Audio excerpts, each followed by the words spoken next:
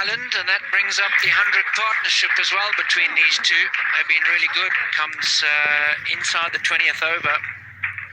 Good work from this opening pair. 100 off 129 balls, and putting together the perfect platform for Ireland. Bowling change, or fielding change rather, helps Burl as Raza leaves slip. And gentlemen, now boys. Extra man in the covers. That's the 100 splits, so 50 rather. There's nothing much between them, 69 and 60. Will be a worry though for Zimbabwe as these two Irish batters just go along their business. It's 20 gone. Ireland now 101 without loss.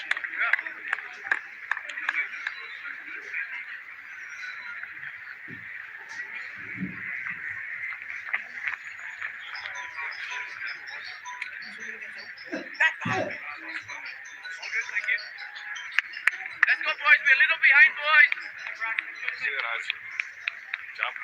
Hello.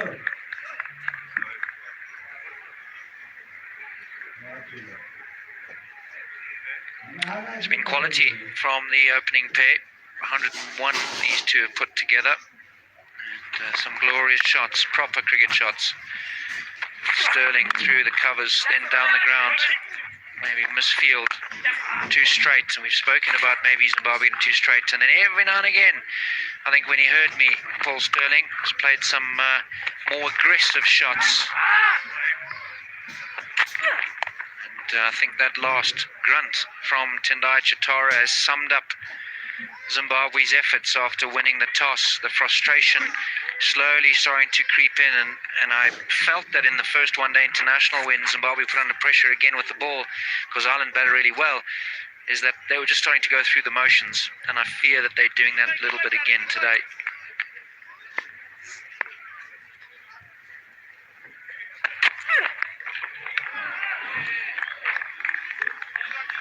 I didn't quite listen in at the toss there, Dirk, but what did Sikandaraza say about the conditions and why Zimbabwe decided to bowl first? Because looking at the surface personally and listening to Darlington, who said 320, also said it's the best surface that he's seen so far, a bit of a sheen on it. I thought batting first maybe would have served Zimbabwe better. Not because of what the score is at the moment, of course. Your mum said that to you a lot, I've heard, when you were a kid. He doesn't listen. Did she used to say that to you? Not really. Not so much. Not so much about your lack of listening. So he had an interesting answer. He said, whatever they'll get, we'll get. So he didn't really worry about what the score was going to be.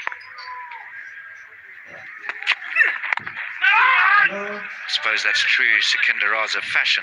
Nice, positive, aggressive kind of nature that he has, that he'll rub off on his team. Seems to have that kind of ability. But yeah, he didn't say. Paul Sterling, however, when I asked him, what would you be happy to set? He said, if you give me the same score as the first one-day international again, I'll take it. But both admitting that the surface looked better.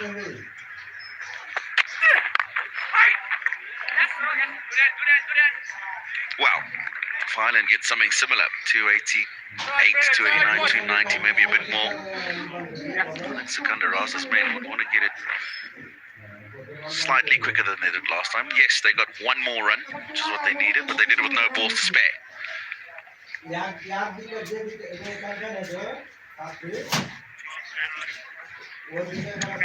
And to be honest, it did take a little bit of heroics. It wasn't easy sailing for Zimbabwe, and I think for a long time Ireland thought they had that first one-day international.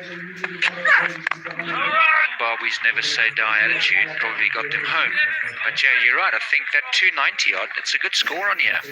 Outfield's not as fast. Here's the breakdowns of Dhani against the bowlers. Fancied Burl, I remember hit him for that 1-6, so half that 12 with 9 balls was 6 into the stands. The 8 off 23 balls from Nyauchi, not surprising. That's up in the air. There's a man back. It's straight down his throat. It's Gary Balance. He takes the catch. Probably not the best delivery to take a wicket, but Zimbabwe won't mind. The breakthrough is what they wanted. The breakthrough is what they've got. Well, we spoke about Evans getting a little bit straight, and the first ball of his spell of the game, Paul Sterling hit him into the stands, very similar to that. Paul Sterling had no intention of keeping this on the ground. He was hitting it for 6, and it just helped it along. Maybe it didn't bounce as much. He tried to get underneath it, and straight to Balance at fine leg. Paul Sterling's got to go for 45. Good innings. Ireland lose their first, 104 for 1.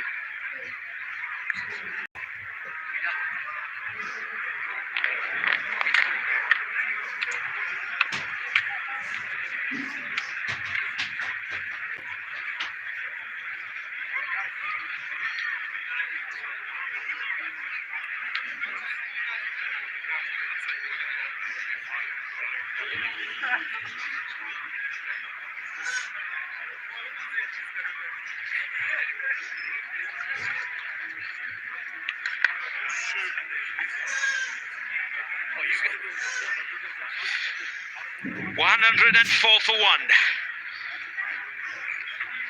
Doherty is still there. He's on 45 of 65. Murray Commons, 26-year-old from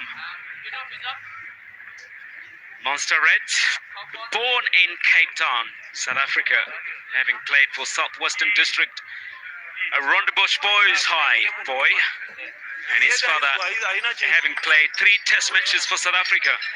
He's there because of this. Paul Sterling finding a man at fine leg. Change, guys. Good catch by Gary Balance. A left-hander is Commons. They won't be on strike.